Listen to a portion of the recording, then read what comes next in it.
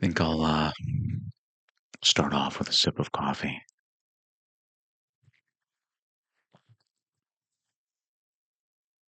Hi, everybody. I am Scott Ferguson here again to read to you Jack London before, well, maybe during the time that Jack London was writing stories and novels. He was also occasionally writing some nonfiction stuff, such as this newspaper article I'm going to read to you today. This was actually a magazine article, but it was more like a news account from a newspaper published in Collier's Magazine, May 5th, 1906. This is Story of an Eyewitness.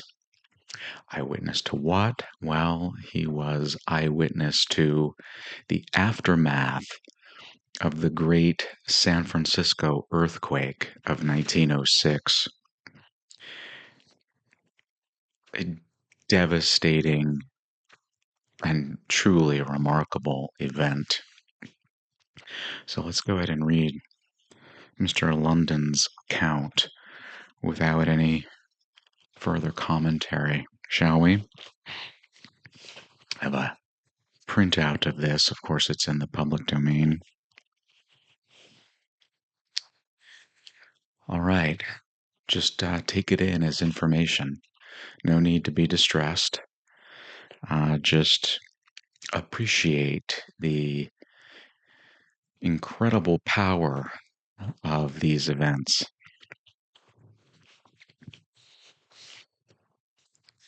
The earthquake shook down in San Francisco hundreds of thousands of dollars worth of walls and chimneys.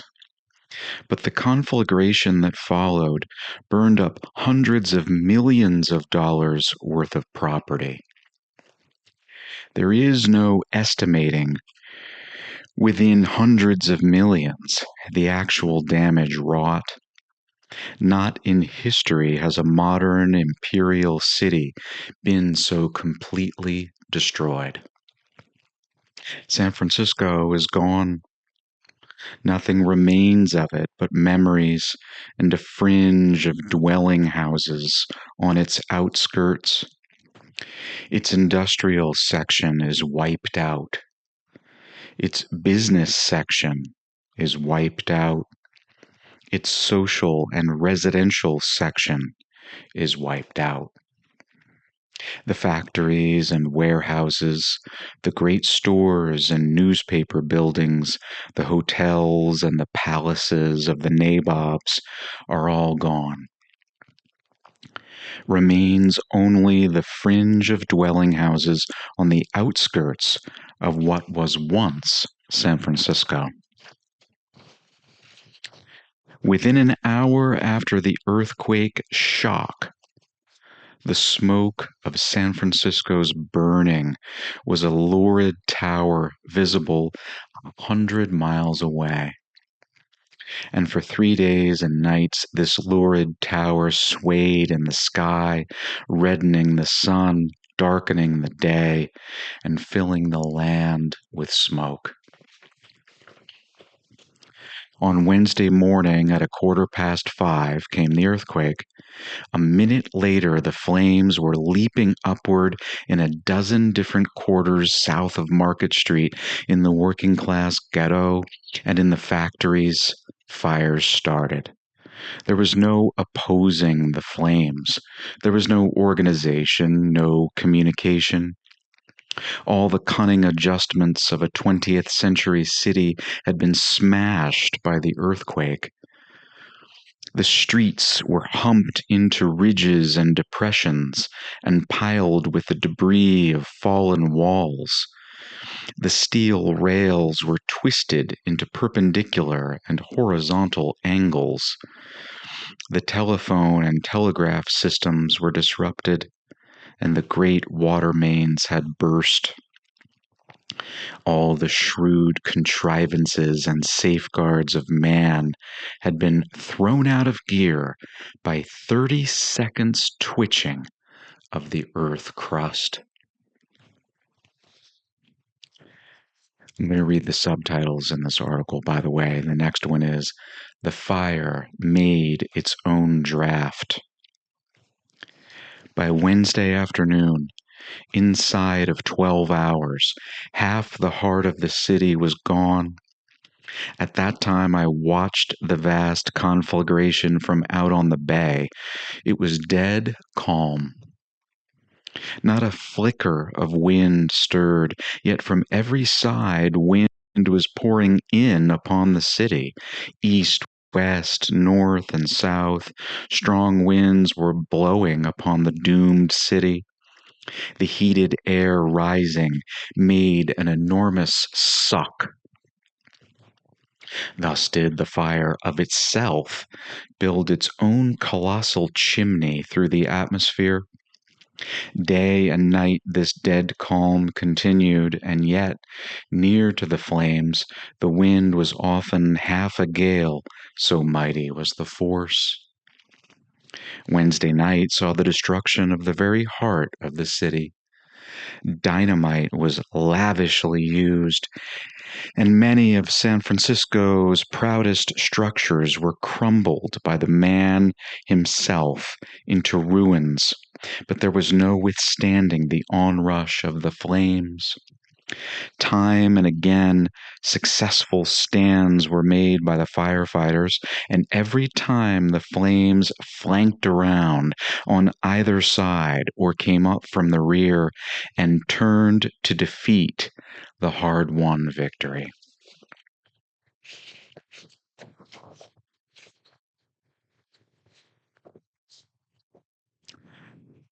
An enumeration of the buildings destroyed would be a directory of San Francisco. An enumeration of the buildings undestroyed would be a line and several addresses.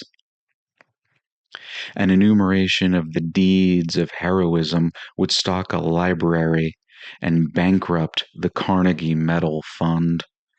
An enumeration of the dead will never be made. All vestiges of them were destroyed by the flames. The number of the victims of the earthquake will never be known. South of Market Street, where the loss of life was particularly heavy, was the first to catch fire. Remarkable as it may seem, Wednesday night, while the whole city crashed and roared into ruin, was a quiet night. There were no crowds, there was no shouting and yelling, there was no hysteria, no disorder. I passed Wednesday night in the path of the advancing flames, and in all those terrible hours I saw not one woman who wept, not one man who was excited, not one person who was, in the slightest degree, panic-stricken. Before the flames, throughout the night, fled tens of thousands of homeless ones. Some were wrapped in blankets. Others carried bundles of bedding and dear household treasures. Sometimes a whole family was harnessed to a carriage or delivery wagon that was weighted down with their possessions. Baby buggies, toy wagons, and go-karts were used as trucks, while every other person was dragging a trunk. Yet everybody was gracious. The most perfect courtesy obtained. Never in all San Francisco's history were her people so kind and courteous as on this night of terror. A caravan of trunks. All night, these tens of thousands fled before the flames. Many of them, the poor people from the labor ghetto, had fled all day as well. They had left their homes burdened with possessions. Now and again they lightened up, flinging out upon the street clothing and treasures they had dragged for miles. They held on longest to their trunks, and over these trunks many a strong man broke his heart that night. The hills of San Francisco were steep, and up these hills, mile after mile, where the trunks dragged. Everywhere were trunks with across them lying their exhausted owners, men and women. Before the march of the flames were flung picket lines of soldiers, and a block at a time as the flames advanced, these pickets retreated. One of their tasks was to keep the trunk pullers moving. The exhausted creatures, stirred on by the menace of bayonets, would arise and struggle up the steep pavements, pausing from weakness every 5 or 10 feet. Often, after surmounting a heartbreaking hill, they would find another wall of flame advancing upon them at right angles and be compelled to change anew the line of their retreat. In the end, completely played out, after toiling for a dozen hours like giants, thousands of them were compelled to abandon their trunks. Here the shopkeepers and soft members of the middle class were at a disadvantage, but the working men dug holes in vacant lots and backyards and buried their trunks. It's really quite incredible to imagine.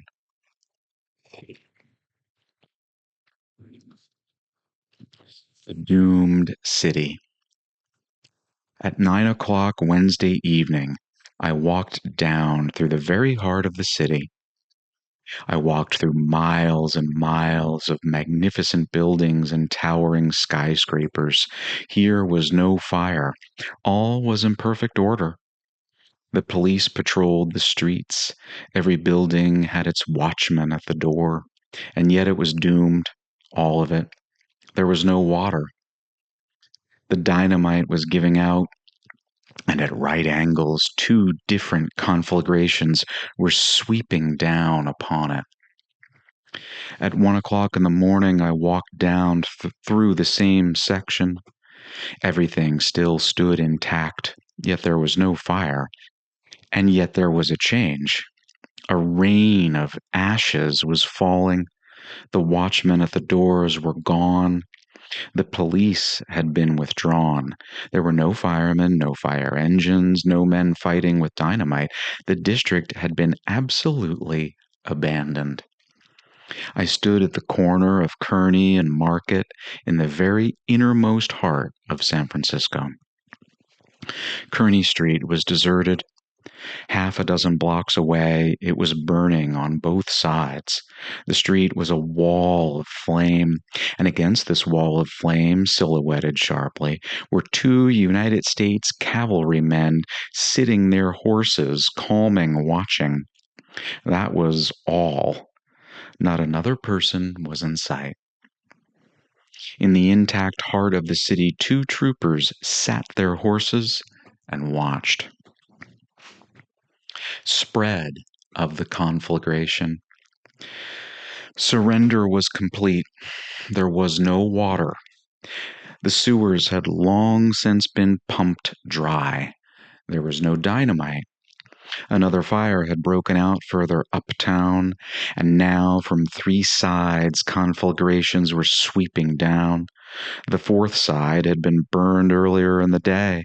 In that direction stood the tottering walls of the Examiner building, the burned-out Call building, the smoldering ruins of the Grand Hotel, and the gutted, devastated, dynamited Palace Hotel. The following will illustrate the sweep of the flames and the inability of men to calculate their spread. At 8 o'clock Wednesday evening, I passed through Union Square. It was packed with refugees. Thousands of them had gone to bed on the grass.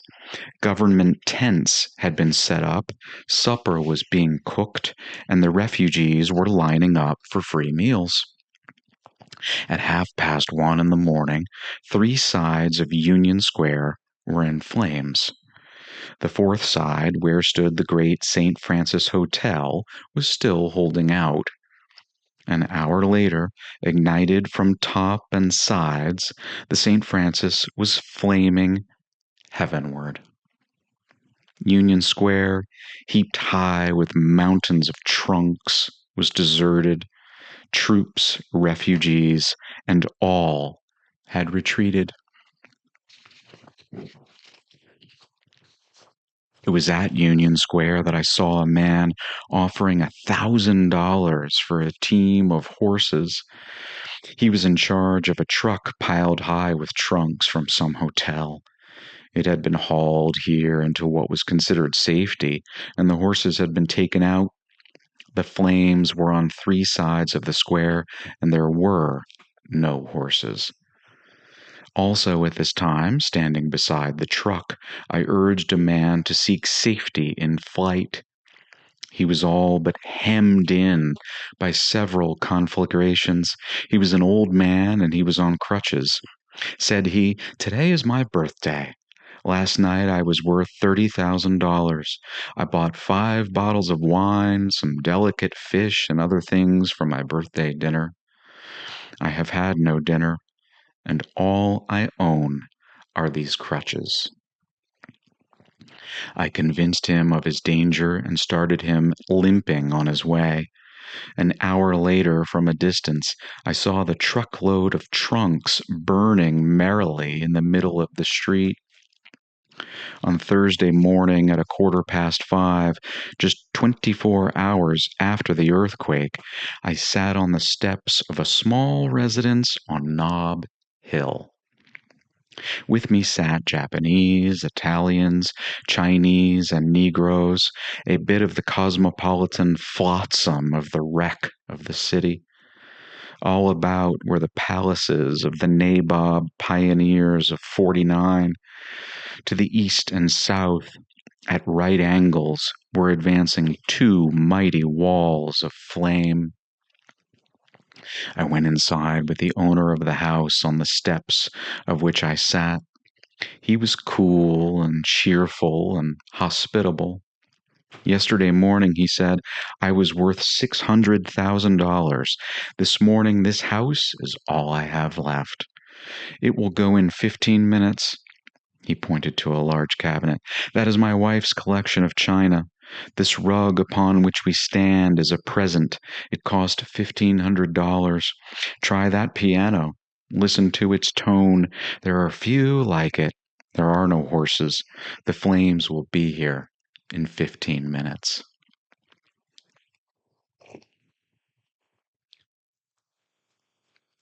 Outside the old Mark Hopkins residence, a palace was just catching fire. The troops were falling back and driving the refugees before them. From every side came the roaring of flames, the crashing of walls, and the detonations of dynamite. The dawn of the second day. I passed out of the house. Day was trying to dawn through the smoke pall. A sickly light was creeping over the face of things. Once only the sun broke through the smoke pall, blood red and showing quarter its usual size. The smoke pall itself, viewed from beneath, was a rose color that pulsed and fluttered with lavender shades. Then it turned to mauve and yellow and dun. There was no sun, and so dawned the second day on stricken San Francisco. An hour later, I was creeping past the shattered dome of the city hall. Then it there was no better exhibit the destructive force of the earthquake. Most of the stone had been shaken from the great dome, leaving standing the naked framework of steel. Market Street was piled high with the wreckage, and across the wreckage lay the overthrown pillars of the city hall, shattered into short, crosswise sections. This section of the city, with the exception of the mint and the post office, was already a waste of smoking ruins. Here and there through the smoke, creeping warily under the shadows of tottering walls, emerged occasional men and women. It was like meeting of the handful of survivors after the day of the end of the world. Beeves slaughtered and roasted. On Mission Street lay a dozen steers in a neat row stretching across the street just as they had been struck down by the flying ruins of the earthquake. The fire had passed through afterward and roasted them. The human dead had been carried away before the fire came. At another place on Mission Street, I saw a milk wagon. A steel telegraph pole had smashed down sheer through the driver's seat and crushed the front wheels. The milk cans lay scattered around. All day Thursday and all Thursday night, all day Friday and Friday night, the flames still raged on. Friday night saw the flames finally conquered. Not Though not until Russian Hill and Telegraph Hill had been swept and 3/4 of a mile of wharves and docks had been licked up. The last stand. The great stand of the firefighters was made Thursday night on Van Ness Avenue. Had they failed here, the comparatively few remaining houses of the city would have been swept. Here were the magnificent residences of the second generation of San Francisco nabobs, and these, in a solid zone, were dynamited down across the path of the fire. Here and there the flames leapt the zone, but these fires were beaten out, principally by the use of wet blankets and rugs. San Francisco at the present time is like the crater of a volcano around which are camped tens of thousands of refugees. At the Presidio alone are at least 20,000. All the surrounding cities and towns are jammed with the homeless ones, where they are being cared for by the relief committees. The refugees were carried free by the railroads to any point they wished to go, and it is estimated that over 100,000 people have left the peninsula on which San Francisco stood. The government has the situation in hand, and thanks to the immediate relief given by the whole United States, there is not the slightest possibility of a famine. The bankers and businessmen are already set about making preparations to rebuild San Francisco. That was again as printed in Collier's, May 5th, 1906, by Jack London. Story of an Eyewitness. For those of you who have lived in or spent a great deal of time in San Francisco, as I have had the pleasure of doing, although it was many years ago before my understanding of the complete change of the city, really, in relatively recent years, that is still somewhat challenging to read and comprehend. But I do hope that you appreciated that perspective of the great earthquake that happened in 1906. And with that, I thank you very much for watching and for listening.